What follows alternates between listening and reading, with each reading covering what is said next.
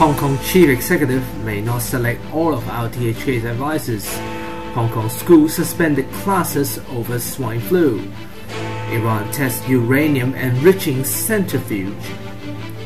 And Australian city, Sydney, hit by dust storm.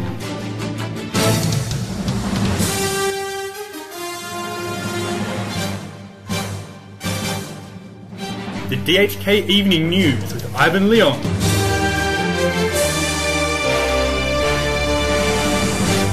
Good evening. An Australian accused of manslaughter followed the death of a taxi driver in a 5-car piled-up in central June has made a second appearance in East Court. Clesley Mudd, a university student, did not enter a plea. His body was extended until the next court hearing in a month's time. An executive councillor, Ronald Cute, says the chief executive may not appoint all members proposed advisory board to RTHK on programs and editorial issues. Mr. Q says the members of any other advisory boards in Hong Kong were not exclusively selected by the chief executive. He says while the proposal of all 15 members of future RTHK boards should be chosen by the CE, the government may make changes if different views emerge during the 2-month public consultation that begins in October. RTHK Programme Staff Union has expressed concern that Creation Advisory Board could not interfere with broadcasters' editorial independence. 11 schools across Hong Kong territory has been advised to suspend classes for a week from today, and another is extended its class suspension because of swine flu. 3 primary schools and 9 secondary schools are affected. Most of them suspended all classes. Officials says almost 800 students suffered from flu-like symptoms and 20 of them from 5 schools has been confirmed with swine flu. All of them have been set and stable and none are being treated in hospital. On Monday, 11 schools were also advised to suspend classes. Former Taiwan President Chen Shui-bian has been indicted again on more charges of seizing government money. Prosecutors says he has been indicted on suspicion of taking $300,000 worth of funds from the foreign ministry using the money for his son's overseas education.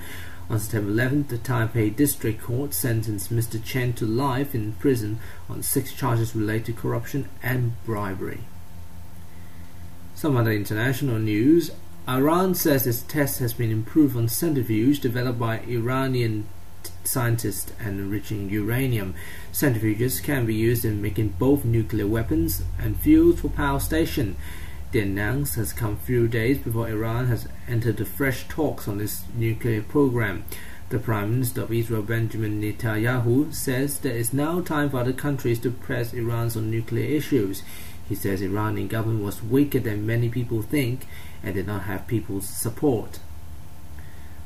And Australia's biggest city, Sydney, has been engulfed in reddish dust blown by powerful winds from deserts of the country's outback.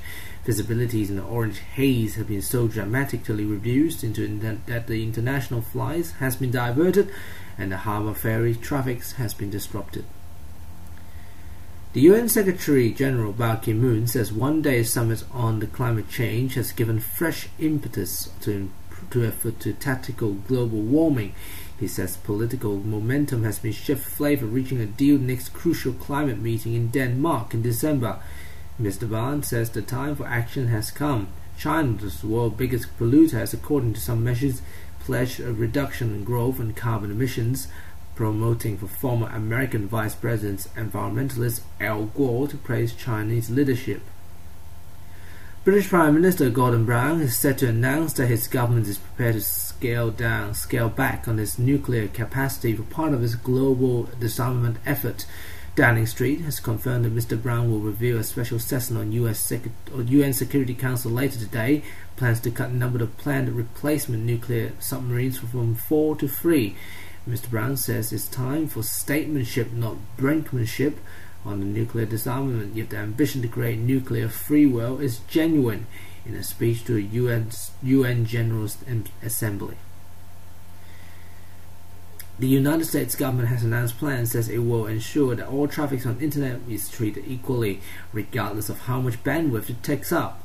The head of Federal Communications Commission says it's vital to safeguard an open, neutral internet. The move aim is to stop Internet Service Providers or ISP from blocking slowing access to materials such as videos to using large amount of capacity. Finally tonight, President Barack Obama says he won't make decision on sending in more troops in Afghanistan until he completes a review of strategy there. He comments after the leak of confidential report by American commander in Afghanistan, General Stanley McChrystal. The general is reported to warn the foreign military effort in Afghanistan could fail without increasing troops. Well, that's all for now. More world news at 7:30 tonight. Join Matt Walton for that. Till then, goodbye.